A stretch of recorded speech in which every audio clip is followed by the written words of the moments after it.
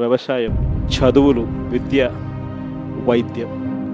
ఈ మూడు ఏ ప్రభుత్వమైనా కూడా తమ బాధ్యతగా నడిపే వ్యవస్థలు. మూడు వ్యవస్థలు పూర్తిగా కుప్పగొలిపోయినాయి. నాలుగో వ్యవస్థ లా అండ్ ఆర్డర్. ఈరోజు రెడ్ బుక్ రాజ్యాంగంతో నాలుగో వ్యవస్థ పూర్తిగా దిగజారిపోయిన పరిస్థితుల్లోకి ఈరోజు కనిపిస్తాం.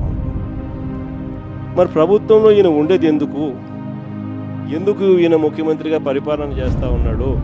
అందరికీ అన్ని ప్రైవేట్ ప్రైవేట్ ప్రైవేట్ ప్రైవేట్ అనేసరికి ఆ ముఖ్యమంత్రి కుర్చీ కూడా ప్రైవేట్కి ఇచ్చేయచ్చు కదా.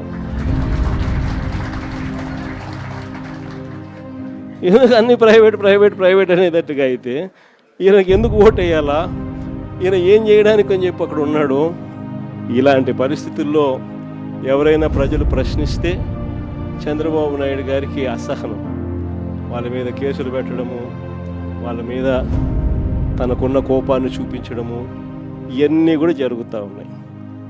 ఇలాంటి పరిస్థితుల మధ్య నిజంగా వైఎస్ఆర్ కాంగ్రెస్ పార్టీ ప్రజలకు తోడుగా నిలబడే కార్యక్రమం చేస్తూ ఉంది.